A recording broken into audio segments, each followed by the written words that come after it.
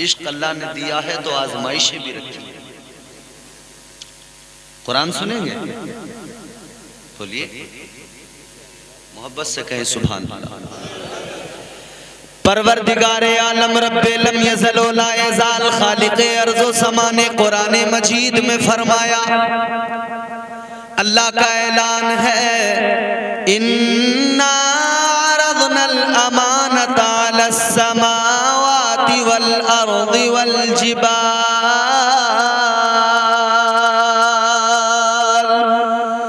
फ़अबैना अन यहमिलनहा व अशफ़क़न मिनहा व हमलहल इंसान इन्नहु कान ज़लूमन जहूला। अल्लाह तबारक व तआला ने कुरान में इस इश्क की अहमियत को बयान किया। क्या फरमाया? परवरदिगार आलम ने जमीन और आसमान और पहाड़ों के सामने अपनी अमानत को पेश किया। अल्लाह ने जमीन से फरमाया, आसमान से फरमाया, पहाड़ों से फरमाया कि ये मेरी अमानत है, क्या तुम मेरी अमानत का बोझ उठा सकते हो? क्या मेरी अमानत को संभाल सकते हो? जब अल्लाह ने अपनी अमानत को पेश किया तो जमीन ने भी इनकार कर दिया, आसमान ने भी इनकार कर दिया, पहाड़ों ने भी इनकार कर दिया। अल्लाह ने अमानत को जमीन के सामने रखा, आसमान के सामने, पहाड़ों के सामने रखा। अल्लाह ने फरमाया, ये मेरी अमानत है, ये बताओ क्या तुम मेरी अमानत का बोझ उठा सकते हो? तो इन तीनों ने इनकार कर दिया, इन तीनों ने मना कर दिया। लेकिन ये अमानत जब इंसान के सामने अल्लाह ने पेश की है, जब इस अमानत को अल्लाह ने इंसान के सामने रखा तो इंसान ने अल्लाह की बारगाह में अर्ज कर दिया, हजरत आदम की रूह ने अल्लाह की बारगाह में अर्ज कर दिया, ऐ परवरदिगार, ऐ रब्बे लम यज़ल व ला यज़ाल, ऐ खालिक व मालिक तू मेरा रब है, कोई इस अमानत को उठाए ना उठाए, या अल्लाह मैं इंसान इस अमानत को सीने में संभाल के रखूंगा। इस अमानत को कोई संभाले न संभाले, इंसान ने कहा मैं संभालूं। कौन सी अमानत है ये? मुफस्सिरीन के जब अक़वाल पढ़ेंगे ना तो कई कौल मिलते हैं मुफस्सिरीन इकराम के। बाज़ ने फरमाया कि ये नमाज है, बाज़ ने फरमाया कि ये तमाम फराइज़, नमाज, रोज़ा, हज, ज़कात, अरकान इस्लाम। लेकिन ये अमानत कुरान के मुताबिक वो अमानत है जिसे इंसान के अलावा किसी ने नहीं उठाया। इस अमानत के बोझ को, यानी इस अमानत के बोझ को सिर्फ इंसान ने उठाया। इसीलिए तो इंसान है ना, इंसान की अजमतों का अल्लाह ने बड़ा जिक्र किया। ये अमानत वो अमानत है कि किसी ने इस अमानत को नहीं उठाया, इस अमानत के बोझ को किसी ने नहीं उठाया। अगर इस अमानत के बोझ को उठाया है तो इंसान ने उठाया है। कौन सी अमानत है? तफसीर मजहरी पढ़ो। हजरत अल्लामा काजी सनाउल्लाह पानीपती अपनी तफसीर मजहरी में फरमाते हैं, आप फरमाते हैं अगर ये तसव्वुर किया जाए कि सिर्फ नमाज इस अमानत का नाम सिर्फ नमाज है तो ये सिर्फ इंसान के लिए खास नहीं, नमाज तो फरिश्ते भी पढ़ा करते हैं। अगर इसे सजदा समझा जाए तो सजदे तो फरिश्ते भी किया करते हैं। अगर इसे रुकू समझा जाए तो रुकू तो फरिश्ते भी किया करते हैं। अगर तस्बीहात गुमान किया जाए तो तस्बीहात तो अल्लाह के फरिश्ते भी किया करते हैं। तो फिर इंसान ने ही नहीं संभाला, फिर इस अमानत को तो फरिश्तों ने भी संभाल रखा। तो आप फरमाते हैं कि सिर्फ नमाज तसव्वुर नहीं किया जा सकता। ये भी एक पहलू है कि फराइज व वाजिबात और नमाज, रोजा, हज, ज़कात, अरकान इस्लाम, इस अमानत का जिक्र अल्लाह ने किया है। क्या ये वही अमानत है? लेकिन एक पहलू इसमें ये बयान किया गया। हजरत काजी सनाउल्लाह पानीपती आप फरमाते हैं ये अमानत कोई और अमानत नहीं है। इस अमानत को सिर्फ नमाज न समझा जाए, इस अमानत को सिर्फ रोजा न समझा जाए, इस अमानत को सिर्फ इबादत न समझा जाए, इस अमानत को सिर्फ सजदा न समझा जाए। आपने फरमाया ये अमानत सिर्फ नमाज नहीं बल्कि ऐ मुसलमानों ये जो अल्लाह की अमानत है जो इंसान ने अपने सीने में संभाल के रखी है, आप फरमाते हैं ये अमानत दर हकीकत अल्लाह की मोहब्बत की अमानत है। ये अमानत तो अल्लाह के इश्क की अमानत है, ये अमानत तो अल्लाह की मोहब्बत है जो इंसान ने अपने सीने में बसाई है। इंसान ने इश्क खुदा अपने सीने में संभाल के रखा है। इंसान ने अल्लाह की बारगाह में अर्ज कर दिया था ऐ मौला तेरे इश्क की अमानत को मैं अपने सीने में रखूंगा, या अल्लाह तेरे इश्क की अमानत का बोझ मैं उठाऊंगा।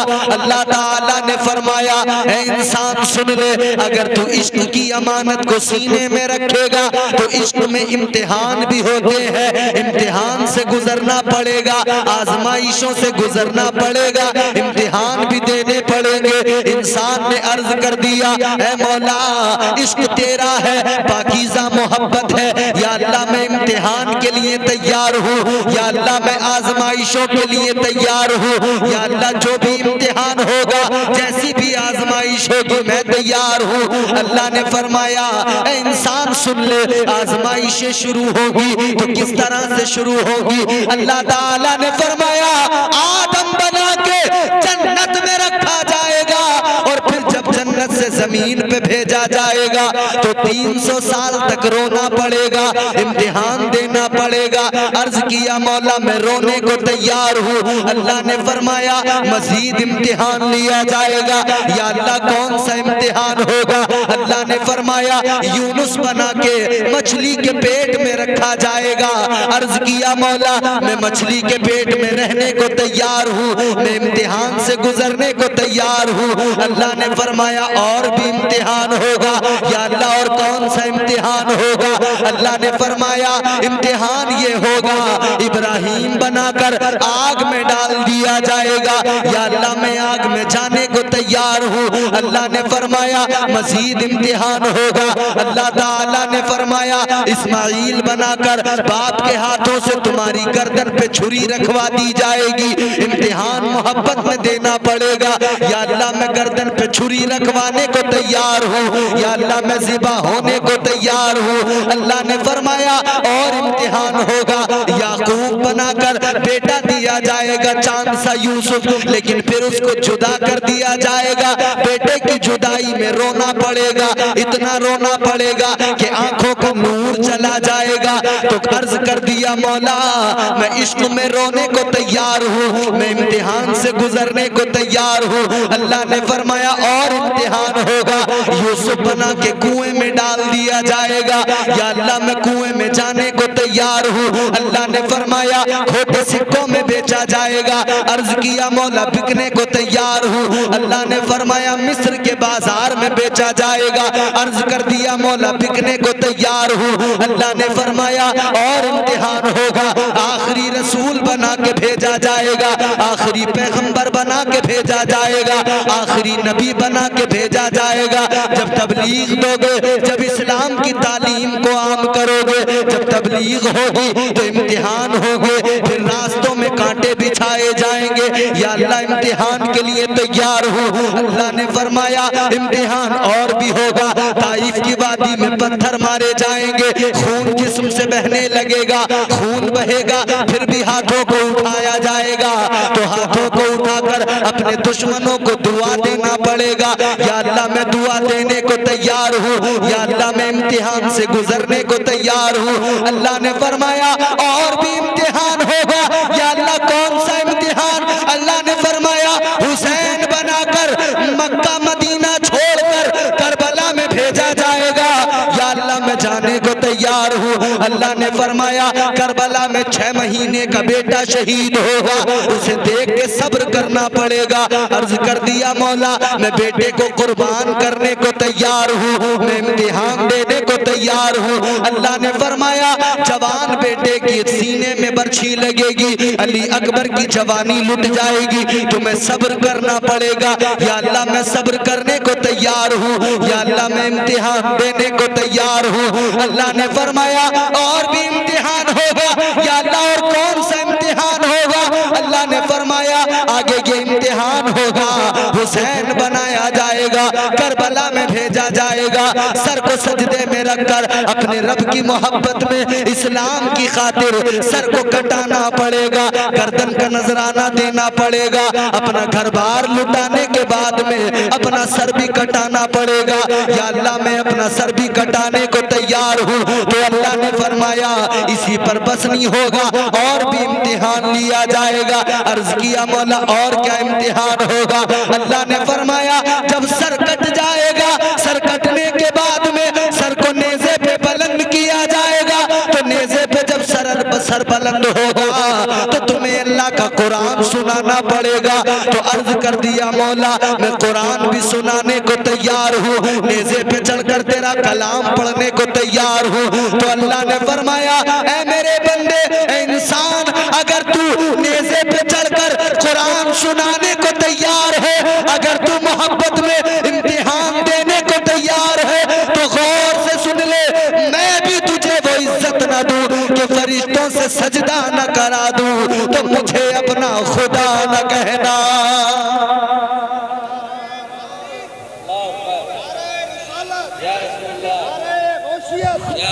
मसलके आला हजरत शहंशाए खिताबत शहीदाने करबला, नारे तकबीर, सुभान अल्लाह सुभान अल्लाह। ये इश्क की अमानत है जिसे बंदे ने सीने में रखा, तो अल्लाह ने फरमाया कि इम्तिहान देनी पड़ेगी। तो बंदे ने कह दिया मौला मैं हर इम्तिहान के लिए तैयार हूँ। रात के इस वक्त में जलसा सुनने वालों जरा दिल से अब सुनो बात। अल्लाह ने इम्तिहान लिए, नबियों के इम्तिहान लिए, पैगंबरों के इम्तिहान लिए, औलिया के इम्तिहान लिए। एक नाम तुमने सुना होगा हजरत अय्यूब अलैहिस्सलाम, इम्तिहान लिया अल्लाह। माल दौलत, जमीन जायदाद, बागात, घर आलीशान, सब कुछ। अल्लाह ने फरमाया फरिश्तों देखते हो मेरा जो बंदा है ना, मेरा जो नबी है, जो मैंने जिसे पैगंबरी दी है, अय्यूब, ये मेरा बड़ा शुक्रगुजार बंदा है, ये मेरा बड़ा शुक्रगुजार पैगंबर है।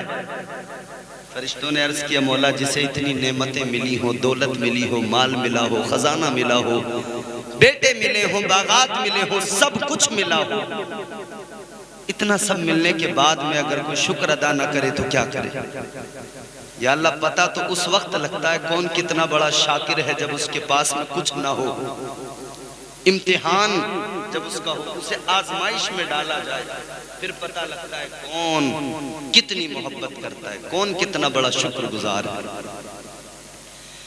जब फरिश्तों ने अल्लाह की बारगाह में अर्ज किया मौला ऐ परवरदिगार, पता तो उस वक्त में लगेगा जब इम्तिहान होगा, या अल्लाह जब आजमाइश होगी तब पता लगेगा कितने शुक्रगुजार हैं, कितने बड़े शुक्र अदा करने वाले हैं। अल्लाह ने फरमाया है फरिश्तों अगर तुम्हें यकीन नहीं होता तो तुम इम्तिहान भी ले लो, अय्यूब का इम्तिहान लो, तुम्हें पता लग जाएगा। फरिश्तों ने कहा ठीक है परवरदिगार, अल्लाह ने इजाजत दे दी, ले लो इम्तिहान। अल्लाह ने बेटे दिए थे, अल्लाह ने बागात दिए थे, अल्लाह ने सब कुछ दिया था, लेकिन एक ही दिन के अंदर बागात खत्म हो गए, फसलें बर्बाद हो गई, खेतों में आग लग गई, सब कुछ तबाह हो गया। एक दिन के अंदर बेटे सारे मर गए, एक दिन के अंदर सब कुछ खत्म हो गया।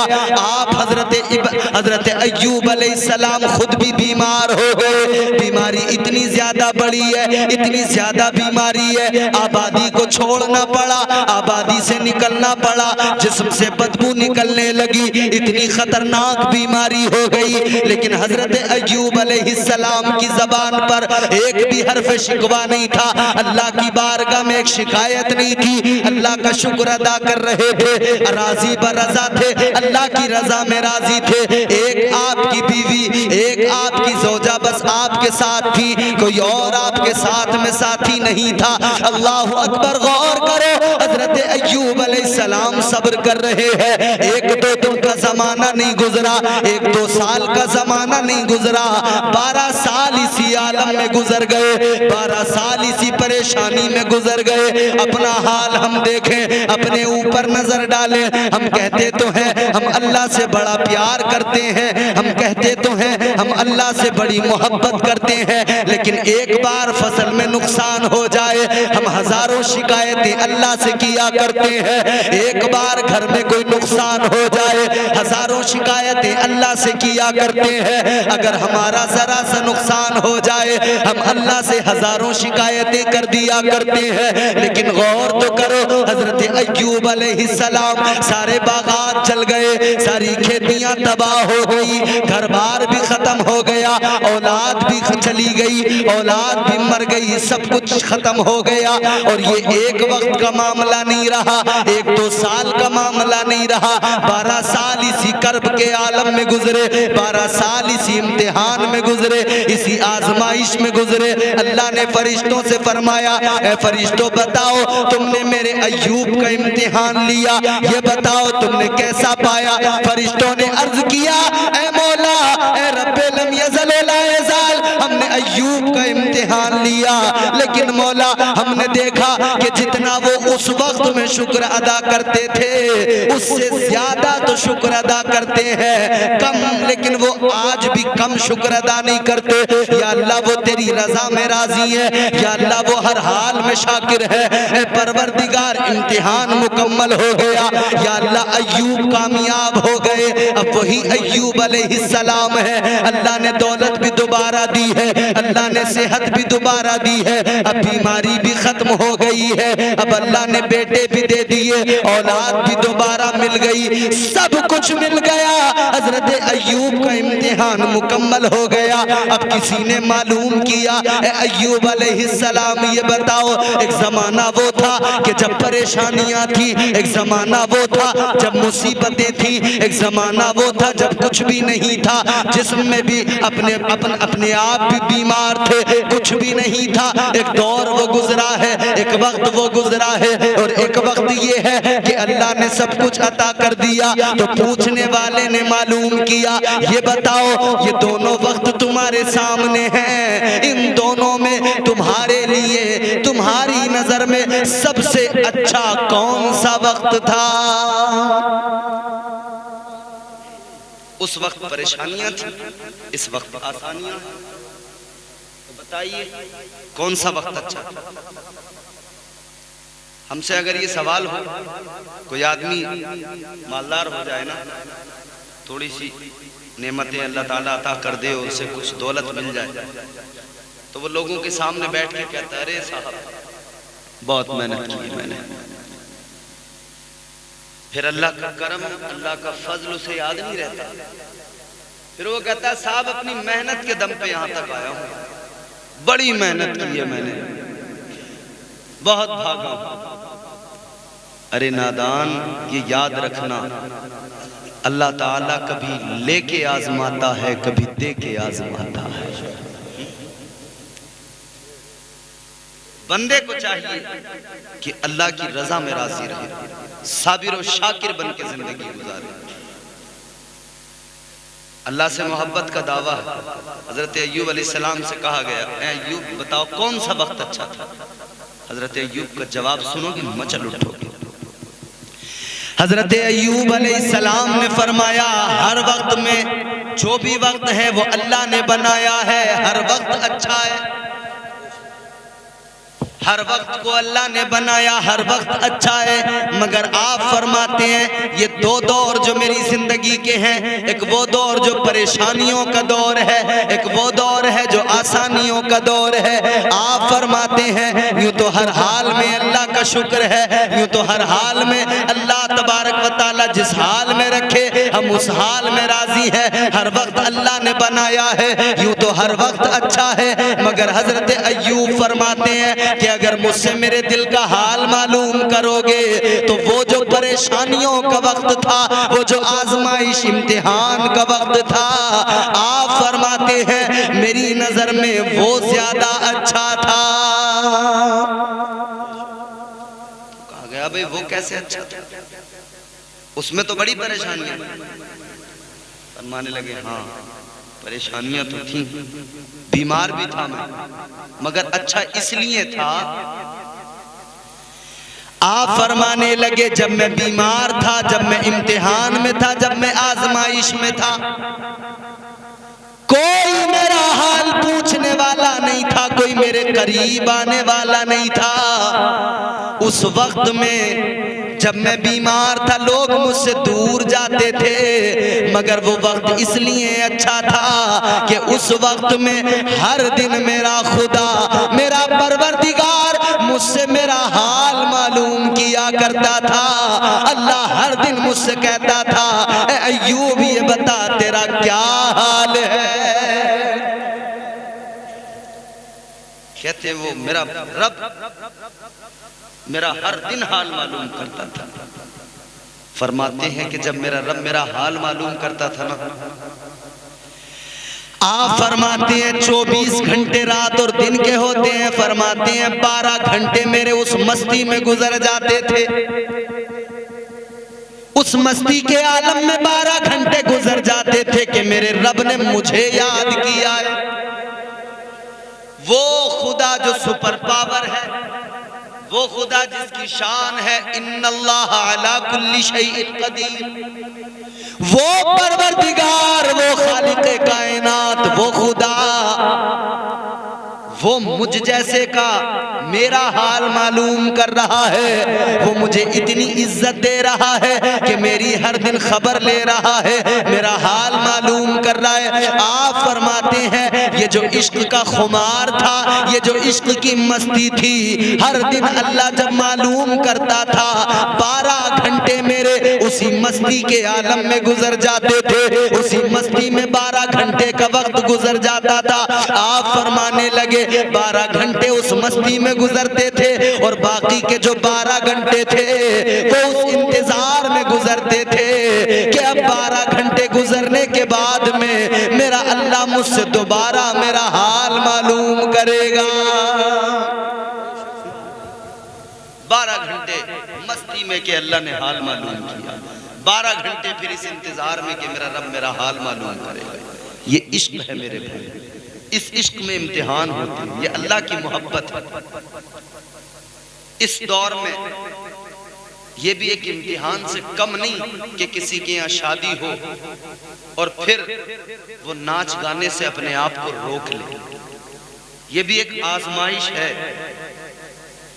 वरना हमने देखा है बड़े बड़े अच्छे लोग, ऐसा मौका जब आता है ना तो बड़े बड़े अच्छे लोगों के घरों में हमने देखा जो बड़ी दीनदारी की दुहाई देते थे, अगर बज़ाहिर खुल के ना कर सके तो अंदर अंदर ही काम कर लिया। अगर बड़ा डीजे ना बजा सके तो छोटे छोटे बजा के अंदर ही डांस कर लिया, अंदर ही नाच गाना कर लिया। बड़े बड़े अच्छे नहीं बच पाते, ये भी एक इम्तिहान से कम नहीं। अल्लाह जिसे तौफीक दे वो अपनी खुशी के मौके पे अपने रब से अपनी मोहब्बत का इजहार करता है। गोया वो अपनी मोहब्बत का इजहार इस तरह से करता है, ऐ मौला ये खुशी तूने अता की है, ये मौका तूने अता किया है, तेरे करम से तेरे फजल से ये मौका आया है, तेरे करम से मेरे घर में ये बहार आई है, ये खुशी का मौसम आया है, ये खुशियों का माहौल आया है। या अल्लाह ये तूने अता किया, खुशियां तू देता है। या अल्लाह जो कुछ भी मिलता है तेरी बारगाह से मिलता है, तो या अल्लाह हम भी तेरा शुक्र अदा करते हुए इस खुशी के मौके पर तुझे याद करेंगे, तेरे प्यारे महबूब को याद करेंगे, तेरे महबूब का जिक्र करेंगे। अल्लाह की कसम इधर ये जिक्र की महफिल सजा के बैठते हैं, उधर अल्लाह भी राजी हो जाता है। अल्लाह फरिश्तों से फरमाता है, ऐ मेरे फरिश्तों गवाह हो जाओ, जब सारा जमाना नाच रहा है। जब सारा जमाना मेरे मेरे मेरे फरामीन के खिलाफ जा रहा है, तब ऐसे माहौल में ये मेरा बंदा मेरा जिक्र कर रहा है। मेरे बंदे ने मेरे जिक्र की महफिल सजाई है। फरिश्तों गवाह हो जाओ, ये बंदा मेरा इम्तिहान में कामयाब हो गया है। अल्लाह तबारक व तआला इतना खुश होता है कि उस घर में अल्लाह अपनी रहमतों का नुज़ूल फरमा देता है। तो ये इश्क है मेरे अजीज, ये अल्लाह की मोहब्बत है। अल्लाह ताला ने ये खुशी का मौका अता फरमाया, तो शादी के मौके पर इन्होंने महफिल का एहतमाम कर लिया। अल्लाह रसूल के जिक्र का। शादियां हमारे यहाँ होती हैं, मगर चूंकि हम जिस मुल्क में रहते हैं उस मुल्क की तहजीब, उस मुल्क की जो रिवायतें हैं, उनका असर हमारे मुआशरे पर रहता है। और ऐसे मौकों पर हम अपनी शरीयत को नजरअंदाज करके अपनी रिवायतों का बड़ा लिहाज करते हैं, रिवायतों का बड़ा ख्याल करते हैं। हम शादी करते वक्त में ये नहीं सोचते कि हुजूर ने शादियां किस तरह से करने का हुक्म दिया है।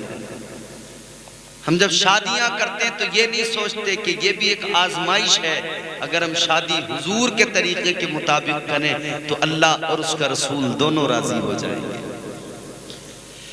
आज हमारे यहाँ शादियों में नाच गाना, खुराफात, दुनिया भर की खुराफात, बेहुदा रस्में हमारे घरों के अंदर पाई जाती है। न जाने कितनी बेहुदा रस्में हमारे घरों के अंदर पाई जाती हैं। अल्लाह अकबर कबीरा। और ऐसा मौका जब आता है तो हमने मर्दों को देखा है कि जो मर्द अपने घरों का माहौल बेहतर कर सकते हैं वो बिल्कुल खामोश हो जाते हैं। वो कहते हैं ये औरतें ज्यादा जानती हैं, ये जैसा बता दे वैसा कर लो, इन औरतों को ज्यादा पता है, ये जैसा कहते वैसा कर लो। तारीख शादी की रखेंगे, औरतें बता देंगी 3 चांद की तारीख रखी जाएगी, ये कहेंगे हाँ बिल्कुल 3 की रखी जाएगी। अरे शरीयत ने तो ऐसा नहीं कहा कि 3 चांद से पहले शादी की तो क्या शादी नहीं होगी? क्या 3 चांद से पहले निकाह किया तो क्या वो निकाह शरीयत में माना नहीं जाएगा? यकीनन माना जाएगा। यकीनन उस निकाह की अहमियत है। अभी 2 दिन पहले मेरे पास में फोन आया, फोन करने वाले ने मुझसे कहा मौलाना जरा इतना बताओ, एक चांद में क्या रिश्ता करके शादी भी कर सकते हैं, निकाह की तारीख भी रख सकते हैं? मैंने कहा दिक्कत क्या है? कहने लगा औरतें कहती हैं 3 चांद हो तब शादी की तारीख रखी जाए, निकाह की तारीख रखी जाए। पहले जब रिश्ता हो जाए तो बीच में 3 चांद का गैप रखकर फिर शादी करें। मैंने कहा एक बात बताओ, जो बच्चे लेकर निकल जाते हैं वो 3 चांद देखते हैं? बोलो, वो तो चांद भी पूरा नहीं होता, 2 ही दिन में काम खत्म हो जाता। कभी कभी तो 2 ही घंटे लगते हैं पूरा काम खत्म। निकाह से लेकर बारात तक, वलीमे तक सब कुछ 2 घंटे के अंदर हो जाता। वहां क्यों नहीं लाती 3 चांद? शाबान का महीना आया, घर के बड़े बेटे की अगर शादी होनी है तो कहती हैं कि इसमें नहीं करेंगे, जलता भुनता चांद है। जेठ के महीने में बड़े बेटे का नहीं करेंगे, जेठ में जेठे का नहीं करते हैं। नहीं खुराफा। इस्लाम ने ऐसी कोई तुम्हें तालीम नहीं दी है, इस्लाम ने ऐसा कोई तरीका नहीं दिया है जो मशक्कत में डाल दे, जो परेशानी में डाल दे। इस्लाम की तालीम तो ये है, तुम्हारे मेरे नबी सारी कायनात के नबी वाली ये कौन है? ताजदार मदीना सल्लल्लाहु ताला अलैहि वसल्लम ने फरमाया निकाह को आसान कर दो, जिना को मुश्किल कर दो। लोगों आका ने फरमाया निकाह को आसान बनाओ, आसान कर दो, इतना आसान कर दो, इतना आसान कर दो कि किसी बाप की बेटी जवान हो तो उसे दुख ना हो, उसका चेहरा ना बिगड़ जाए, उसके चेहरे पे मायूसी नजर ना आए, उसके चेहरे पे गम नजर ना आए, वो इस फिक्र में न लग जाए कि बेटी जवान हो रही है, कैसे इसका निकाह करूंगा, कैसे इसके हाथ पीले करूंगा, कैसे इसकी शादी करूंगा। वो जवानी में बूढ़ा हो जाता है, वो जवानी में कमजोर हो जाता है, खाता तो है मगर खाना नहीं लगता है। वो इसी फिक्र में लगा रहता है कि या अल्लाह कैसे होगा, हर दिन महंगाई का आ रहा है, हर दिन महंगा होता जा रहा है निकाह। वो सोचता है मौला कैसे इंतजाम होंगे। ऐ मेरे अजीजों, तुम्हारे मेरे नबी ने फरमाया शादियां आसान करो, निकाह को आसान कर दो, जिना को मुश्किल कर दो। जब निकाह को आसान करोगे तो जिना खुद ब खुद मुश्किल हो जाएगा, मगर हमने उल्टा कर दिया, निकाह को मुश्किल बना दिया।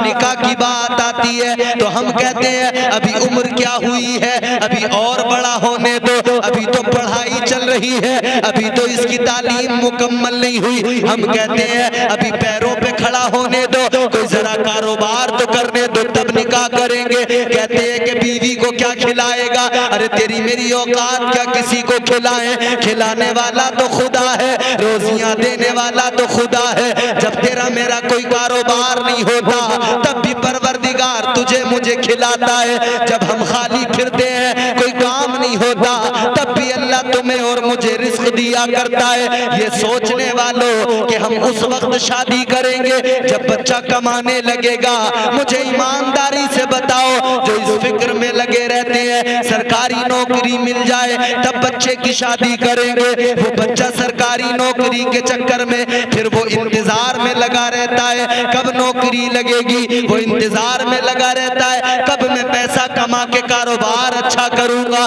कब मेरी शादी होगी। जब शादी वक्त पे नहीं होती तो नौजवान बुराई की तरफ जाने लगता है, नौजवान गुनाह की तरफ जाने लगता है, नौजवान जिना के अड्डे पे पहुंच जाता है। किसने पहुंचाया? आपने, मैंने पहुंचाया, इस मुआशरे ने पहुंचाया।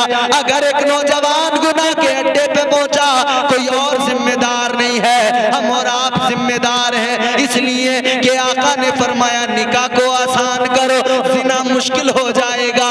हमने निकाह को मुश्किल कर दिया तो जिना खुद ब खुद आसान बनने लगा। ऐ मेरे अजीजों गौर करना, एक बात बड़ी कड़वी है, बुरी भी लग सकती है, एक बात बड़ी तल्ख है, सुन लेना।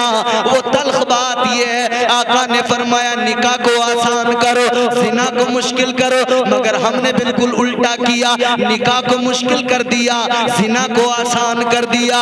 अगर कोई निकाह करना चाहे तो वो निकाह करने वाला 10 लाख का इंतजाम करता है, और कोई जिना करना चाहे तो तुम भी जानते हो कितना सस्ता कर दिया है। क्यों ये मुआशरे में खराबी, क्यों नई नस्ल तबाह होने लगी? क्योंकि वक्त पे हमने उनकी शादियां नहीं की। हम सोचने लगे कि हम पहले इन्हें कारोबार से लगा दें, पहले इनका कारोबार हो जाए, पैरों पे खड़े हो जाएं, बच्चों को अपने क्या खिलाएंगे।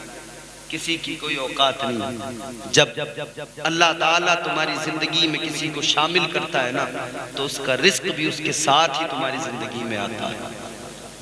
और निकाह की बरकतें ये हैं, हुजूर फरमाते जब निकाह होता है ना उसकी बरकतें ये हैं, निकाह की बरकत से अल्लाह रोजी में इजाफा कर दिया करता है, रिस्क बढ़ा दिया। हम कह रहे हैं क्या खिलाएगा?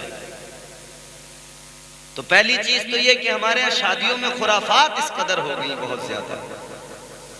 तो जब खुराफात पे हमारा पूरा फोकस हो गया तो हमने शरीयत मुस्तफ़ा को एक तरफ छोड़ दिया, शरीयत मुस्तफ़ा को नजरअंदाज करने लगे। आओ शरीयत देखो हुजूर की क्या क्या थी। रिश्ता करने वाले आज जब रिश्ता करने जाते हैं ना अपने बच्चों का,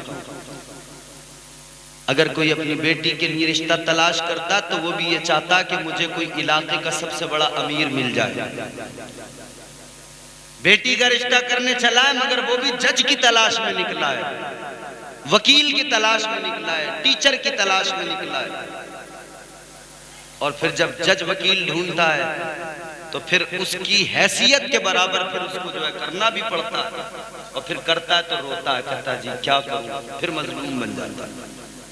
और जब हम अपने बेटों का रिश्ता करते हैं तो हम बड़े शान से अकड़ कर बैठ जाते हैं, फिर बताते हैं कि देखो जी मांग तो हमारी कोई नहीं है, डिमांड तो हम कोई नहीं कर रहे, मगर हाँ ये है कि अभी अभी एक रिश्ता आया था, वो कह रहे थे कि हम स्विफ्ट डिजायर दे देंगे, वैसे हमारी मांग कोई नहीं। हमारे फला रिश्तेदार कह रहे थे कि 3 लाख की मंगनी करवा देंगे, वैसे हमारी डिमांड बहुत बढ़िया, ये बेहतरीन तरीका निकला। मगर सुनो तो सही मेरे ऐसे, यहाँ शादियां कराने वाले झूठ बोल बोल के शादियां कराते हैं। किसी के पास 4 बीघे जमीन हो 40 बीघा बता देंगे, इतना बड़ा झूठ।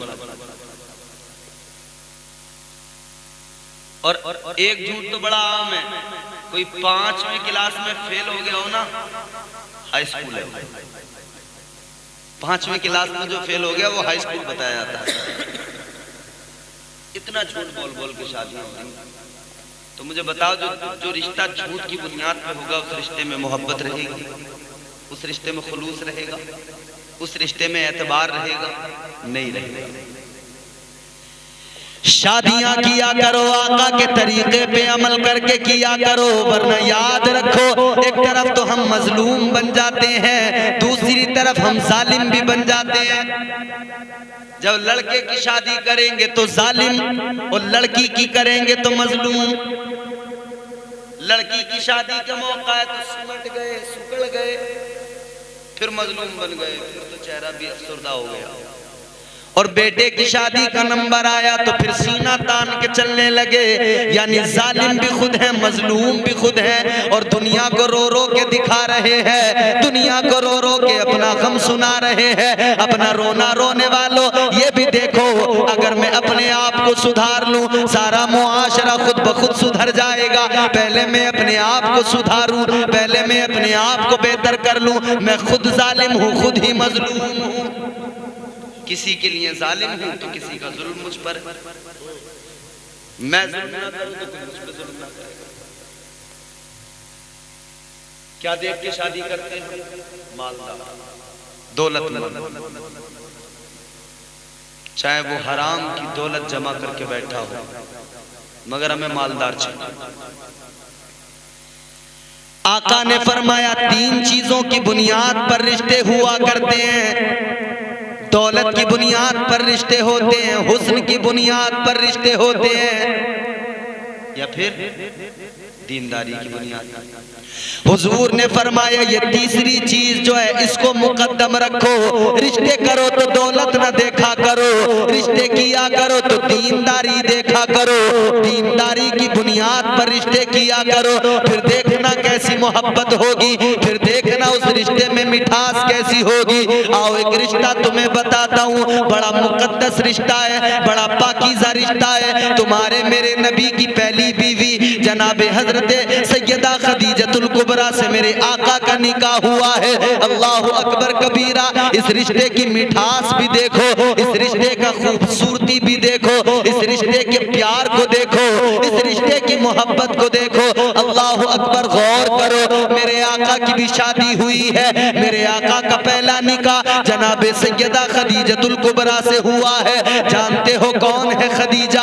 आज अगर किसी मालदार की कोई बेटी हो, घर के अंदर जब आती है अपने बाप का बड़ा रौब दिखाती है। अगर किसी मालदार की बेटी है तो घर में सबको धमकाती है, मैं भी अपने अब्बा को बुला लूंगी, अभी अपने भाई को बुला लूंगी, मेरा अब्बा बड़ा मालदार है, मेरा अब्बा तुम्हें जेल में डलवा देगा, तुम पे मुकदमा करवा देगा, मैं जेल में पहुंचा दूंगी। सबको डराने की कोशिश में लग जाती है। मगर ये याद रखना, तुम्हारा अब्बा वक्त का कोई अमीर होगा, तो तुम्हारा अब्बा वक्त का चौधरी हो सकता है, बहुत बड़ा मालदार हो सकता है, मगर अपनी हैसियत पे नजर डालो। अब आका की बारगाह में चलो, हुजूर की बीवी, हुजूर की पहली जोजा उम्मुल मोमिनीन हजरत खदीजतुल कुबरा, अल्लाहु अकबर, देखो कितनी मालदार है, कितनी ज्यादा अमीर है। हजरत खदीजतुल कुबरा की दौलत का ये आलम, सारे मक्के के अंदर जितने भी अमीर है, जितने भी मालदार है, सब मालदारों की दौलत एक तरफ है, सब अमीरों की दौलत एक तरफ है, सारे मक्के वालों की दौलत एक तरफ है, और जनाबे हजरत खदीजा की दौलत एक तरफ है, सारे मक्के की दौलत कम है, अकेली खदीजा की दौलत सबसे ज्यादा है। इतनी मालदार। और हुजूर के पास तो बज़ाहिर कुछ भी नहीं, यूं तो तमाम कायनात के खजाने हुजूर के कदमों में हैं, मगर बज़ाहिर हुजूर ने दौलत को पसंद नहीं किया, हुजूर ने गुर्बत को पसंद किया। ताजदारे मदीना वाली कौनैन सल्लल्लाहु ताला अलैहि वसल्लम का जिक्र जब हजरत खदीजा ने सुना, मेरे आका की फूफी हैं जो जनाबे खदीजतुल कुबरा की भाभी है रिश्ते में, उन्होंने जिक्र सुनाया। उनका नाम है जनाबे हजरत सफिया। वो बार बार आका का जिक्र करती हैं, आका के हुस्न का जिक्र करती हैं, आका की अदाओं का जिक्र करती हैं, आका की सिफात बयान करती हैं। जनाबे खदीजतुल कुबरा सुनती हैं, बड़ी मानूस हो चुकी हैं, बड़ी मुतासिर हो चुकी हैं। लेकिन एक मर्तबा ऐसा वक्त आया, हजरत खदीजतुल कुबरा वो है कि आप बेवा हैं, आपने एक बार शादी की, शोहर दुनिया से चला गया, दोबारा फिर निकाह किया, फिर दोबारा शोहर रुखसत हो गया, फिर शोहर का इंतकाल हो गया, 2 बार बेवा हो चुकी हैं। अब इरादा ये कर लिया है अब निकाह नहीं करूंगी, अब अपना कारोबार करती रहूंगी। और इतनी बड़ी मलका अरब जिनको कहा जाता था, हजरत सैयदा खदीजतुल कुबरा की जिंदगी देखो। पहले जरा ये शादी का मंजर भी देख लो। आज तुम्हारे घर में शादी है, मैं साहिबे खाना से भी कहना चाहता हूँ, हर रायपुर के सुन्नी मुसलमानों से भी कहना चाहता हूँ,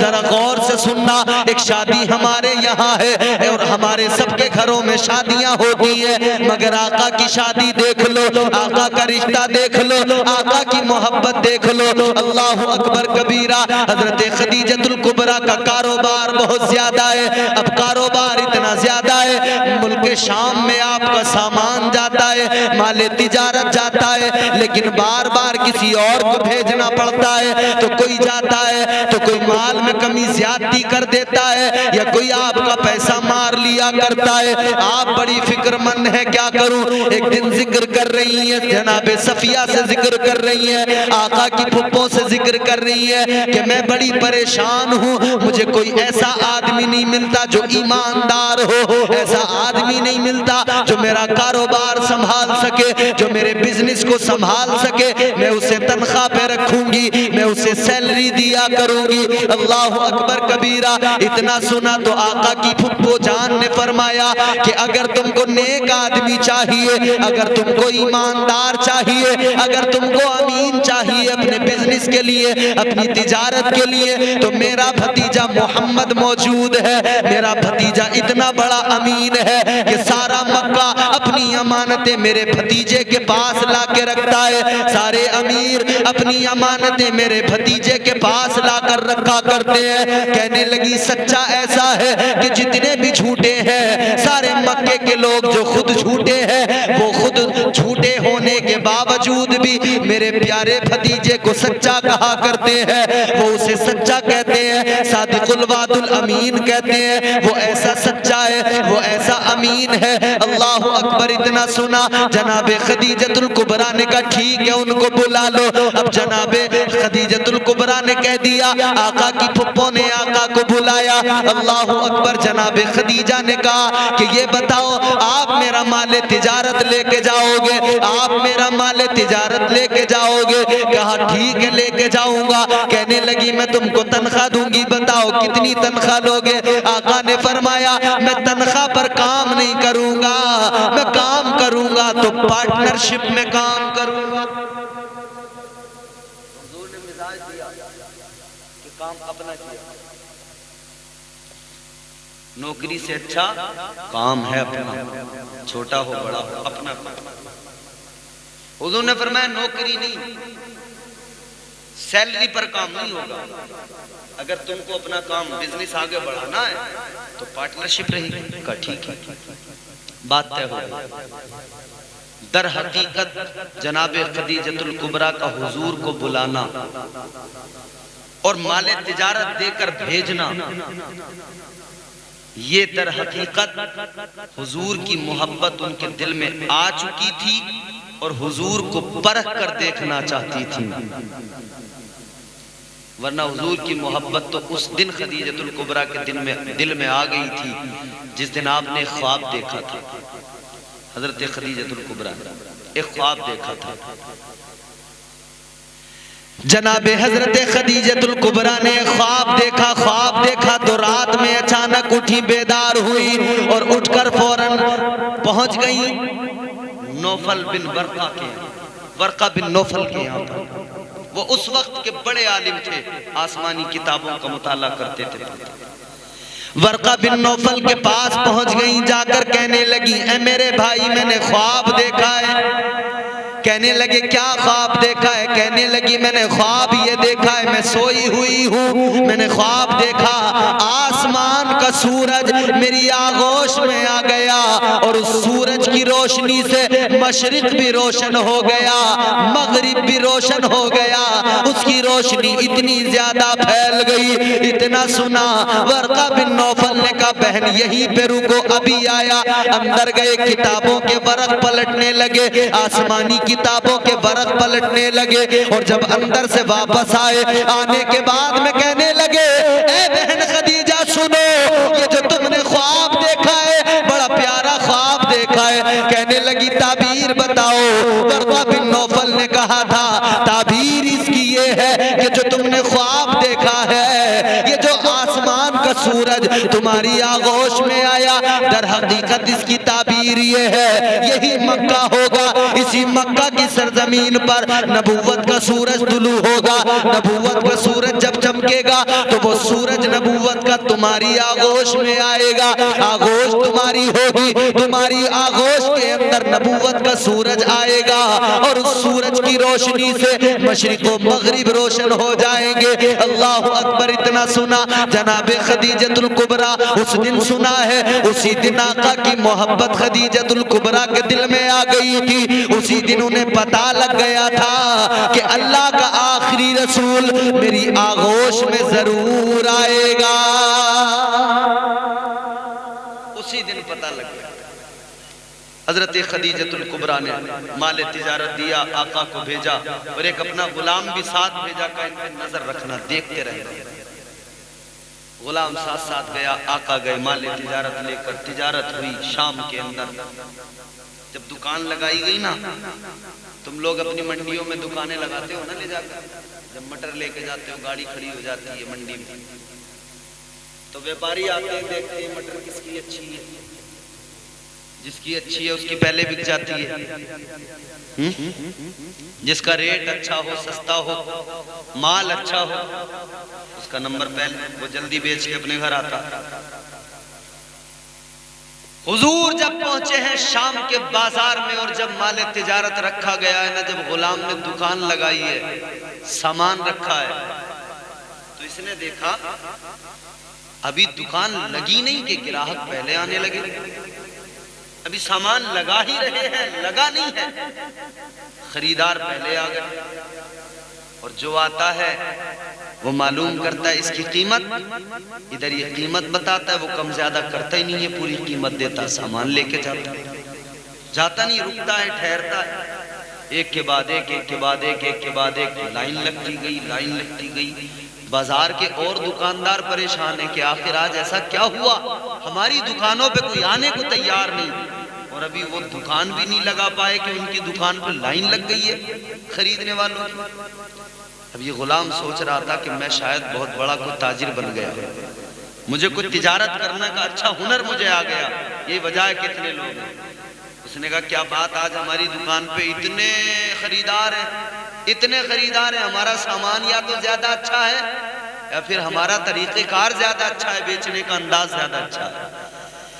वो खरीदारों की लाइन लगी हुई है। इसने कहा, गुलाम कहने लगा या तो सामान अच्छा या फिर मेरा बेचने का तरीक़ेकार अच्छा। तो खरीदारों की लाइन से जवाब आया। खरीदारों ने कहा था, ओ गुलाम सुन ले, तेरा सामान कौन देखता है, तेरा सामान नहीं देख रहे हैं हम, तेरा सामान तेरे किसी इसलिए नहीं खरीद रहे कि तू कोई बहुत अच्छा ताजिर है, तेरी तिजारत का कोई तुझे फन आता इसलिए नहीं खरीद रहे। कहने लगे आज जो तू दुकान लगा रहा है, आज जो तू अपने साथ जिसे लेके आया है, हम सब तेरा सामान नहीं देख रहे हैं, सामान खरीदना बहाना है।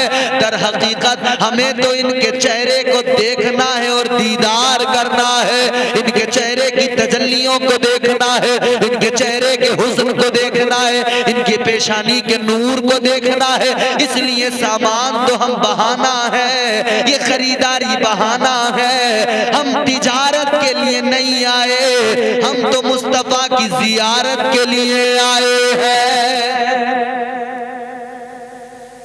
आज तिजारत नहीं हो रही है, तिजारत होती तो फिर सौदा होता, फिर कहते कम ज्यादा करते, लेकिन अब तिजारत नहीं हो रही है, अब तो जियारत हो रही है। जब काफिला वापस आया ना, बड़ा फायदा हुआ इस बार। वापस आए, जनाबे खदीजतुल कुबरा ने गुलाम को बुलाया और पूछा उससे अलग में कि बता तूने इन्हें कैसा पाया। गुलाम ने आकर कहा ऐ सैयदा खदीजतुल कुबरा सुनो, मैंने देखा है जब रास्ते में हम जा रहे हैं, आसमान का सूरज भरपूर शबाब पे था, धूप चिलचिला रही थी। कहने लगा मैंने देखा सारे के सारे धूप में सफर कर रहे थे, मगर जिस सवारी पे ये सवार थे, इनके सर के ऊपर बादल ने साया कर लिया था। कहने लगा इनके सर पे तो बादल ने साया था। रास्ते में एक राहिब का वाकया पेश आया था, वो भी बता दिया। जब सारे मामलात बताए, सैयदा खदीजतुल कुबरा के दिल में मोहब्बत तो पहले से मौजूद थी, अब मुकम्मल इरादा भी हो गया। अब रिश्ते का पैगाम भेज दिया कि मैं निकाह करना चाहती हूँ। आका की बारगाह में पैगाम निकाह आ गया, रिश्ते का पैगाम आ गया। मेरे आका ने फरमाया रिश्ते का पैगाम भेजा है, अच्छी बात है, लेकिन ये फैसला मैं अकेला नहीं करूंगा, ये फैसला मेरे बड़े मौजूद हैं, वो करेंगे। तो ये हुजूर ने ये भी सिखा दिया कि अपने बड़ों को अपनी जिंदगी के फैसलों में शामिल किया करो।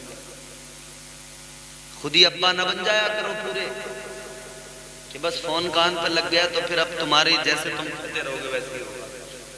क्योंकि आजकल ये भी बड़ी खराबी है ना, शादी हुई नहीं है, फोन पहले चालू है, अब जैसा उधर से आ रहा है हुक्म, ये वैसे लब्बैक कह रहे हैं, जी बिल्कुल ऐसे ही होगा। कि देख लो तुम्हारे अब्बा को मानना, अब्बा कैसे नहीं मानेंगे, अब्बा को मानना पड़ेगा। अरे अम्मा की फिक्र मत करो, वो तो अम्मा को तो मैं कर दूंगा सब, क्योंकि उधर से हुक्म मिला ना। तो फैसले सिर्फ खुद ना लिया करो, हाँ तुम्हारी जिंदगी का फैसला तुम्हें हक है, मगर अपने बड़ों को शामिल करोगे तो ये तुम्हारे लिए ये खैर का रास्ता होगा, खैर का जरिया होगा। हुजूर ने फरमाया मेरे बड़े मौजूद हैं। जनाब अबू तालिब हुजूर के चचा जान, मौला अली मुश्किल कुशा हैदर कर्रार के वालिद, उनके पास में रिश्ता पहुंचा, रिश्ता मंजूर कर लिया गया, क्योंकि सैयदा खदीजतुल कुबरा की शराफत भी मक्के वाले जानते थे। अब यहाँ पे मुझे एक बात बताओ, सैयदा खदीजतुल कुबरा मलके अरब कितनी बड़ी मालदार कि उनके बराबर का कोई दूसरा अमीर नहीं था, उनके बराबर का कोई दूसरा अमीर चुना किसे उन्होंने कि जाहिरी तौर पे आका के पास दौलत नहीं थी, मगर उन्होंने दौलत जाहिरी दौलत नहीं देखी थी, उन्होंने देखा था तो मुस्तफ़ा की शराफत को देखा था, उन्होंने देखा था तो मुस्तफ़ा की अदाओं को देखा था। ये दौलत क्या नहीं आती जाती रहती है। बोलो, एशिया के नंबर 1 के अमीर 3 दिन में डूब गए, अभी का मामला है। एशिया के नंबर 1 के अमीर 3 दिन में इतने शेयर डूबे कि लाखों करोड़ रुपए का नुकसान हो गया, हजारों करोड़ का नुकसान हो गया 3 दिन के अंदर, 4 दिन के अंदर। तो ये दौलत तो ऐसी आती है झटके से और ऐसी जाती है। और दौलत अगर हलाल कमाई होना तो तुम ले जाकर फेंक दो, वापस लौट के तुम्हारे पास आएगी। अगर हलाल की हो तो फेंक के आ जा, कोई चुरा नहीं सकता, कोई लेके जा नहीं सकता। तू फेंक देगा, निजाम कुदरत ये है कि फिर तेरे पास आएगा सब कुछ। और हराम की हो ना तो तू जितना छुपा के रखना छुपा के रख ले, जितनी ज्यादा इकट्ठी करनी हो कर ले, बचेगा कुछ नहीं। बड़े बड़े अमीर कंगाल हो गए, बड़े बड़े कंगाल अमीर बन गए। इसलिए दौलत भी हो तो हलाल, माले हराम ना हो। जनाबे सैयदा खदीजतुल कुबरा से रिश्ता तय हो गया, शादी का दिन मुकर्रर कर लिया गया, फला दिन में शादी होगी। शादी का वक्त मुकर्रर हुआ। अल्लाहु अकबर, गौर करो, अब देखो जरा तवज्जो से सुनो। इधर तुम्हारे मेरे घरों में भी शादियां होती है, उधर शादी हो रही है। मक्के के अंदर किसकी शादी है? तुम्हारे मेरे नबी की शादी है, ताजदारे मदीना की शादी है, अल्लाह के महबूब की शादी है, ताजदारे मदीना का निकाह है, आका की बारात चली है। अल्लाहु अकबर कबीरा, मक्के की गलियों में गुजर रही है बारात। कहाँ जा रही है? मलके अरब के यहाँ पे जा रही है। तुम्हारी मेरी बारात जाती है, जाने के बाद में बारात सबसे पहले क्या देखती है? खाना कैसा है? क्या देखते हैं बाराती? सामान कैसा है? जहेज कैसा है? ये बारात कितनी प्यारी है। इस बारात में जो बाराती गए कुछ नहीं देखा, देखा तो उन्होंने ये देखा है कि ये जोड़ा कितना प्यारा जोड़ा है, ये कितना हसीन जोड़ा है कि जिसका निकाह हो रहा है उसमें एक मलके अरब है और दूसरा कायनात का इमाम है। बारात पहुंची, निकाह हुआ, रुखसती हो गई। हमारे यहाँ निकाह के बाद में जब रुखसती का वक्त आता तो उससे पहले हम सलामी करते हैं। नाम कितना अच्छा है, सलामी। नाम कितना अच्छा है, सलामी। सलामी का मतलब सलाम पेश करना, मगर होता क्या सलामी में? बदतमीजी। नाम सलामी और काम बदतमीजी। बाज देहात में तो ठुकाई होती है सलामी के नाम पर, यहाँ का मुझे पता नहीं, अल्लाह बेहतर जाने। नाम सलामी, कितना अच्छा नाम है, सलामी हो रही है। कैसी सलामी? बेहयाई के सिवा कुछ नहीं। दूल्हा और उसके चंद दोस्त और चंद उसके खास रिश्तेदार एक जगह पे बैठते हैं, उनके चारों तरफ एक झुरमुट औरतों का होता है। सलामी कौन कर रहा है? औरतें आके कर रही हैं, बेपर्दा औरतें आ रही हैं, बदतमीजी हो रही है, सलामी हो रही है। ये सलामियां इस्लाम इनकी इजाजत नहीं देता। आका की बारात, रुखसती हुई, निकाह हो गया, रुखसती हो गई, निकाह पढ़ाने वाले जनाब अबू तालिब। अब बारात वापस आ रही है, सैयदा खदीजतुल कुबरा आ गई। अब सुनो जरा, दिल लगा के लुत्फानंदोज होंगे आप। ये आखिरी बातें होंगी, जरा तवज्जो से सुन ले, मोहब्बत से बोले सुभान अल्लाह, क्योंकि हुजूर की मोहब्बत की बात है, हुजूर के प्यार की बात है, मोहब्बत की बात है। प्यार नबी से करने वाले, प्यार नबी से करने वाले कल भी थे और आज भी हैं। अब जितने करते हैं वो तो जरूर बोलेंगे। प्यार नबी से करने वाले, प्यार नबी से करने वाले कल भी थे और आज भी है। प्यार नबी से करने वाले कल भी थे और प्यार नबी से करने वाले कल भी थे और आज भी हैं। उनके नाम पे मरने वाले कल भी थे और आज भी हैं। उनके नाम पे मरने वाले, उनके नाम पे मरने वाले कल भी थे और आज भी हैं। प्यार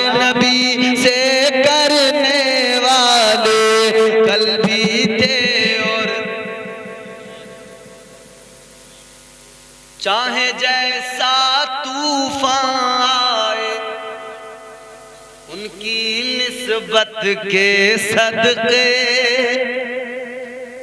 डरते नहीं, घबराते नहीं, कितनी मुश्किल आ जाए, कितनी परेशानी आ जाए,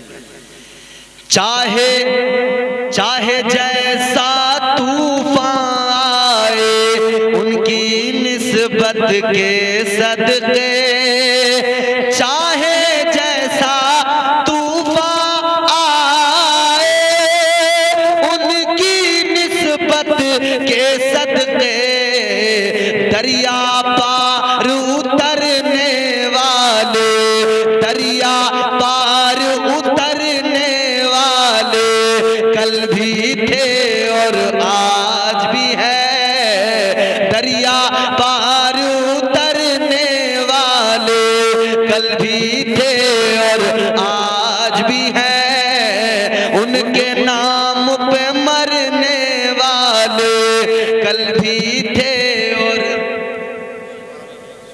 आज भी। यही तो वजह है। वक्त कितना हो गया? 1:30 बजे आप सुन रहे हैं। ये मोहब्बत की तो बात है। बस ये बात पूरी करूं मैं और तकरीर खत्म हो रही है। जरा मोहब्बत से बोलो सुभान अल्लाह। ये शादी का मौका है। अब सुने, रुखसती हुई, हुजूर की ज़ौजा, हुजूर की पहली बीवी, उम्र क्या उनकी? 40 साल। कितनी उम्र? 40 साल। 2 बार बेवा हो चुकी हैं। 40 साल उम्र। हुजूर की उम्र कितनी है? 25 साल। 25 साल में किसी नौजवान से यहाँ कहो 25 साल हो और उससे कहो कि किसी बेवा से शादी कर ले, वो भी 40 साल की, कोई तैयार होगा? नहीं होगा।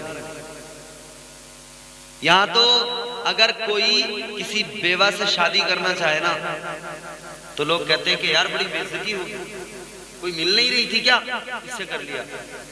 अरे मेरे आका ने पैगाम दिया, मिजाज दिया कि ये न देखा करो कि बेवा है, ये देखा करो कि अगर तुम्हें वो पसंद है और तुम अगर उसके साथ जिंदगी गुजारना चाहते हो और तुम उसे सहारा देना चाहते हो, तो किसी बेवा को जरूर सहारा दो। हुजूर ने 40 साल हजरत खदीजतुल कुबरा से निकाह कर लिया, रुखसती हो गई, घर आ गए।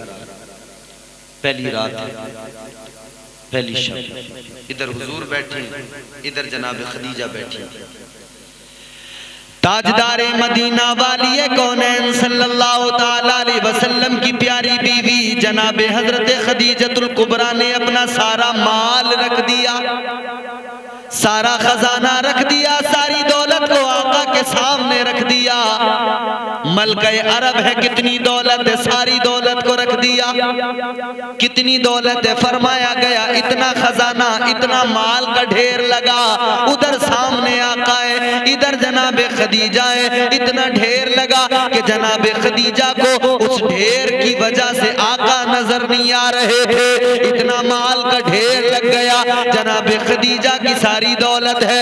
हजरत खदीजतुल कुबरा ने कहा था, या रसूल अल्लाह वालिए कायनात, ए आका, आपकी बारगाह में, आपकी खिदमत में, आपके कदमों पे मैंने अपनी सारी दौलत को रख दिया है, अपने सारे माल को रख दिया है, सारा खजाना आपके कदमों में लाकर रख दिया है। या रसूल अल्लाह, अब ये आपके कदमों पे निसार है, आका जो करना है इसका आप कीजिए। हुजूर को मालिक बना, सारी दौलत हुजूर के कदमों पे कुर्बान कर। हुजूर ने क्या किया फिर उस दौलत का, उस माल का, उस खजाने का? ताजदारे मदीना वाली कौनैन ने उस सारी दौलत का, उस सारे माल का क्या किया? गौर करो मेरे अजीजों, आपके मेरे नबी ने सुबह बाद में हुई, रात ही रात में वो सारा माल, वो सारा खजाना उसी रात में गरीबों में बांट दिया। जनाब खदीजतुल कुबरा ने अपनी सारी जमा पूंजी, जिंदगी भर की कमाई रख दी, जो जिंदगी भर कमाया था वो रख दिया। तो हुजूर ने क्या किया? खदीजतुल कुबरा की जिंदगी भर की कमाई एक रात में आका ने सारी की सारी खैरात कर दी, गरीबों में बांट दी। यहां अगर किसी को मोटरसाइकिल मिल जाए और कोई मांग ले तो वो कहती हैं कि मोटरसाइकिल तुम तो सबको ऐसे दे दो, तुम्हारे भैया तोड़ देंगे इस मोटरसाइकिल। मेरे पापा ने तुम्हारे लिए दी है, इनके लिए दी है।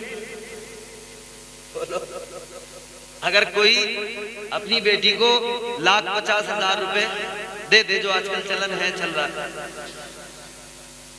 और वो किसी को उसमें से निकाल के कुछ दे दे, तो पूरी ससुराल उसके खिलाफ धरना प्रदर्शन कर देगी, मोर्चा खोल देगी।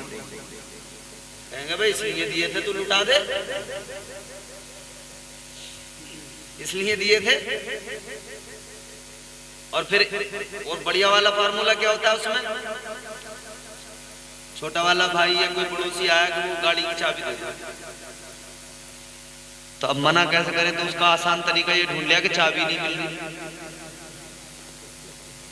बहुत ढूंढ रहे हैं, मिली नहीं। जब खुद को जाना हो तो एकदम मिल जाती है चाबी।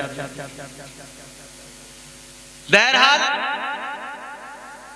यहां कोई 1 रुपया खर्च करने को तैयार ना, और अगर कोई कर दे तो उसकी खैरियत नहीं है, पूरी ससुराल उसके खिलाफ सुबह ही धरना कर देगी, सुबह ही उसके खिलाफ खड़े होंगे। तेरी मजाल कैसे हुई, कहीं से कमा के लाया था, तेरा था, अबे हमने दिया था, बर्बाद करने को नहीं दिया था। जनाब खदीजतुल कुबरा ने सारी दौलत हुजूर के कदमों पर रखी। हुजूर ने एक रात में, सुबह का उजाला बाद में हुआ, वो सारा माल हुजूर ने खैरात कर दिया। सैयदा खदीजतुल कुबरा की ज़बान पर एक हर्फ नहीं आया। सैयदा खदीजतुल कुबरा ने ये नहीं कहा आका ये मेरी जिंदगी भर की कमाई थी, मैंने जिंदगी भर जो कुछ कमाया था तुमने एक रात में सारा खैरात कर दिया। नहीं, ये मोहब्बत थी। सैयदा खदीजतुल कुबरा ने कहा या रसूल अल्लाह, मेरा जो कुछ भी है, माल है, दौलत है, जान है, सब कुछ आपकी खातिर कुर्बान है। आका आपको इख्तियार है, आप जो चाहो करो, जिधर चाहो खैरात करो, जिधर चाहो बांटो। ये है। अब हुजूर ने प्यार कितना किया हजरत खदीजतुल कुबरा से, हजरत खदीजा से मोहब्बत कितनी, हुजूर को प्यार कितना। आजकल हमारे यहाँ मियाँ बीवी में बनती नहीं है, झगड़ा इतना बनती नहीं है। अगर शोहर घर में कोई बात करे तो बीवी फौरन बात काट रही है, और बीवी की बात शोहर सुनने को तैयार नहीं, और शोहर की बात बीवी सुनने को तैयार नहीं। बाज लोगों को हमने देखा बुढ़ापा आ गया मगर लड़ाई झगड़े खत्म नहीं हो रहे। बाज लोगों को देखा, एक नौजवान ने रो रो के मुझे फोन किया, कहने लगा हजरत बड़ा परेशान हूं। मैंने कहा बात क्या है? कहने लगा अब्बा अम्मा बुढ़े हो गए मगर आज भी लड़ते हैं तो सर फोड़ देते एक दूसरे का, इतना लड़ते हैं आज। बोले अम्मा भी नहीं देखती कि फिर ये मेरा शोहर है, फिर वो भी चालू हो जाती है कि मार, आज जितना तुझसे मारा जब मार ले, आज जान से मार अगर एक बाप का आता। आदमी भी सुनता है उसे गुस्सा आता है, अच्छा इतनी बेइज्जती कर रही है मेरी, वो भी। अरे भाई वो नाक़िसुल अक्ल है, तू तो अल्लाह ने तुझे मुकम्मल अक्ल वाला बनाया, तू तो सोच। मोहब्बत ही नहीं है। मगर सुनो क्या होती है मोहब्बत। जनाबे खदीजतुल कुबरा मेरे आका की पहली बीवी है, कितना प्यार आका ने किया है, कितनी मोहब्बत की है। अल्लाह अकबर, गौर करो, ताजदारे मदीना सहाबा के दरमियान है। इधर सैयदा खदीजतुल कुबरा की जिंदगी के अय्याम अलालत, आखिरी जिंदगी के अय्याम है, तबीयत दलील है। सैयदा खदीजतुल कुबरा ने जनाबे फातिमातुज़ ज़हरा को भेजा। जनाबे फातिमा का बचपन है, छोटी है, जनाबे फातिमा को भेजा, ए फातिमा अपने बाबा के पास जाओ, अपने बाबा के पास जाके कहना अम्मी ने चादर मंगाई है, चादर लेके आ जाओ। अल्लाह अकबर। हजरत फातिमातुज़ ज़हरा आका की बारगाह में गई, या रसूल अल्लाह, ए बाबा जान अम्मी ने चादर मंगाई है, चादर दे दीजिए। हुजूर ने अपनी मुज़म्मिल वाली चादर को जनाबे सैयदा फातिमातुज़ ज़हरा को दिया। जनाबे सैयदा फातिमातुज़ ज़हरा उस चादर को लेकर चली, अपनी अम्मी के पास आ गई। इधर आका ने चादर दी और पीछे पीछे आका भी आ गए। आकर मेरे आका ने फरमाया, ए खदीजा ये बताओ ये चादर तुमने किस लिए मंगवाई? चादर को मंगाने की वजह क्या? चादर पैगंबर इस्लाम की वो मुज़म्मिल वाली चादर, चादर किस लिए मंगाई? सैयदा खदीजतुल कुबरा ने आका की तरफ देखा, आंखों में आंसू आ गए, रोकर कहने लगी या रसूल अल्लाह, अब मेरी जिंदगी के आखिरी दिन है, आका चादर इसलिए मंगाई है या रसूल अल्लाह, मैं चाहती हूँ आपकी चादर में मुझे कफन दिया जाए। वो मुजम्मिल वाली चादर क्या कहती है? हुजूर आपकी चादर में मुझे कफन दिया जाए। इतना सुना मेरे मुस्तफा करीम की आंखें भी भीग गई, ताजदारे मदीना की आंखों में भी आंसू आ गए। इतना सुना मेरे आका ने फरमाया, ऐ खदीजा दिल छोटा न करो, चादर क्या चीज है ऐ खदीजा, अगर तुम कहती तो मैं मोहम्मद अपने जिस्म की खाल भी उतार के दे देता। ये मोहब्बत भी है, ये प्यार भी है। तो हुजूर की जिंदगी हमें सिखाती है कि हम अपनी जिंदगी किस जाविये पे गुजारें। कुरान ने कहा लक़द कान लकुम फी रसूलिल्लाहि उस्वतुन हसन। हुजूर की जिंदगी जो है ना वो नमूने अमल है। हुजूर की जिंदगी को देखें और हुजूर की जिंदगी को देखकर अपनी जिंदगी बेहतर बनाएं। अच्छा, हमारी प्रॉब्लम ये है, ये तो खैर शादी का प्रोग्राम है, हम शादी की बात कर रहे हैं, लेकिन हम जिंदगी को जिस तरह से भी देखें ना अपनी, हमारी जिंदगी किसी भी एंगल से हम उस तरह से गुजारने को तैयार नहीं है जिस तरह से हुजूर ने हमें जिंदगी गुजारने का करीना दिया है। चाहे मामला अखलाकियात का हो, चाहे मामला दीनियात का हो, चाहे मामला समाजियात का हो, चाहे जो भी मामला हो, हम जिंदगी को उस जाविये पे गुजारना ही नहीं चाहते। हुजूर के फरमान के ऐन मुताबिक हमें करना चाहिए, मगर हम उसके बरक्स करते हैं, उसके खिलाफ करते हैं, उसका उल्टा करते हैं हर तरह से। क्योंकि असल में हमारी कौम जो है ना इल्म से दूर है। सबसे बड़ी वजह क्या है? इल्म से दूर है हम लोग। इल्म अगर हमारे अंदर हो तो हमारा मुआशरा बेहतर बनेगा। इल्म से दूरी हमारी पस्ती की वजह है। हम जो आज इतना पीछे होते चले जा रहे हैं, पसमानदगी की तरफ जा रहे हैं, इसकी असल वजह यह है कि हम इल्म से दूर हैं, हमारे जहालत है। इसीलिए तो हमारे कोई भी आके हमें दीन सिखाने लगता है, हम उसे समझ लेते हैं यही सही है, यही हक पे। अब तो हद हो गई, कव्वाल दीन सिखा रहे हैं हमें। वो माइक फेंकने वाले, बड़े बड़े बाल लेके नाचने वाले, वो हमें दीन सिखा रहे हैं। ऐ लोगो दीन इनसे न सीखा करो, ये जो फर्जी टहला करते हैं, ये कव्वाल बड़े बालों वाले जो दाढ़ियां चेहरों पे नहीं रखते, चाहे फिर वो कोई भी हो, चाहे वो पीर बन के आए, फकीर बन के आए, अगर फर्जी है तो फर्जी है, जाली है तो जाली है, उसकी बातों में ना आना।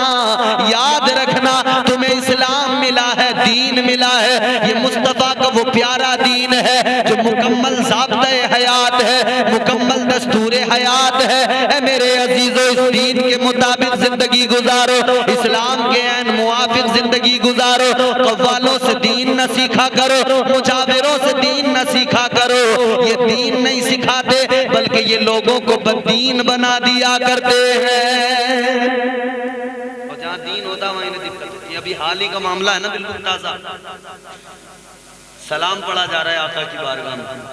मुस्तफा जाने रहमत पे लाखों सलाम, शम्ए बज़ में हिदायत पे लाखों सलाम। मुझे बता तारीफ किसकी है? मगर हो क्या रहा है? लड़ाई हो रही है इसी बात पे, मारपीट हो रही है इसी बात पे, दुनिया में मजाक बन रहा। और वो लोग अपने आप को बहुत बड़ा पीर बता रहे हैं, वो मुजाविर दरगाह के। कोई अपने आप को सैयद बता रहा है, कोई आले रसूल बता रहा है, मगर इतना याद रखना, जब उनके शजरे खंगाल के देखे गए, उनके शजरे जब खंगाल के देखे तो पता लगा न कोई सैयद है, न कोई आले रसूल है, सब के सब गड़रिए नजर आए। वो गड़रिए सैयद बन के बैठ गए। याद रखना, ऐसे गड़रियों से बचने की जरूरत है। ये दीन के दुश्मन है, दीन के गद्दार है। आला हजरत की मुखालिफत में ये तुम्हारे मेरे साथ में ज्यादतियां कर रहे हैं। आला हजरत की मुखालिफत और दुश्मनी में दीन से बगावत कर बैठे हैं। वरना आला हजरत सरकार ने इस उम्मत को मुस्तफा का लाया हुआ जो दीन है, उस दीन की मोहब्बत उम्मत के दिल में डाली, आका की मोहब्बत उम्मत के दिल में डाली। और हुजूर का प्यारा, हुजूर की बारगाह में जो मंजूम खिराज अकीदत बशक्ल सलाम है, आला हजरत ने हुजूर की अदाओं पे सलाम कहा, हुजूर की अदाओं का जिक्र किया। मेरे इमाम ने तो आका की अदाओं को देखा, उन अदाओं पे सलाम पड़ा है। और इन्हें तकलीफ हो रही है, इन्हें जाहिलों को परेशानी हो रही है। मेरे इमाम ने कहा, आका की जबीने नियाज को देखा, मुस्तफा की पेशानी को देखा, तो मेरे इमाम ने कहा, ताजदारे बरेली ने कहा, जिसके माथे शफाअत का सेहरा रहा, उस जबीने सादत पे लाखों सलाम। आला हजरत ने तो तारीफ की आका की, आका के दस्ते मुबारक को देखा तो कहा, जिसने हाथ जिस्म तो उठा गनी कर दिया, मुझे बहरे सखावत पे लाखों सलाम। आका की नजरे नबूवत को देखा तो कहा, जिस तरफ उठ गई दम में दम आ गया, उस निगाहे इनायत पे लाखों सलाम। आला हजरत ने हुजूर की अदाओं पर सलाम पढ़ा, हुजूर की अदाओं पर सलाम पढ़ा। लेकिन वो प्यारा सलाम, वो प्यारा सलाम जब वहां पे पढ़ा जाए दरगाह के अहाते के अंदर अजमेर मोहल्ला में, तो उन जालिमों को बड़ी तकलीफ होती है। क्यों? क्योंकि बददीन है सबके सब। आला हजरत को अगर मानने लगेंगे ना, तो मसला यह है कि इनकी रोजी रोटी चलनी बंद हो जाएगी। ये जो लूट मार का धंधा कर रहे हैं ना, उस धंधे में उनकी दिक्कत आ जाएगी। तो आला हजरत से तो इसलिए चिढ़ है कि आला हजरत ने ऐसे लोगों का असल चेहरा आवाम को दिखाया है, सुन्नियों को दिखाया है। तो मेरे भाइयों, जिंदगी का यार मेयार बदलने की जरूरत है, और तर्ज बदलने की जरूरत है, रविश बदलने की जरूरत है। आका अलैहिस्सलाम ने जो दीन दिया है, जो उसकी असल शक्ल है, दीन मजहब इस्लाम बड़ा पाकीज़ा है, उसी असल शक्ल को अपने सामने रखो, उसका चेहरा ना बिगाड़ो, मुस्तफ़ा की शरीयत का चेहरा मस्ख ना करो। लक़द काना लकुम फ़ी रसूलिल्लाहि उस्वतुन हसना, हुजूर की ज़िंदगी नमूने अमल है। हर मामले में हुजूर की ज़िंदगी को देखो, अपनी ज़िंदगी बेहतर कर लो। अल्लाह ताला आपको, मुझे, हम सबको नेक अमाल की तौफीक अता फरमाए, बुराइयों से, बेहयाइयों से, बदअमालियों से महफूज फरमाए। अस्तग़फिरुल्लाह रब्बी मिन कुल्लि ज़ंबिन व अतूबु इलैह व मा अलैना इल्लल बलाग। अस्सलामु अलैकुम व रहमतुल्लाह।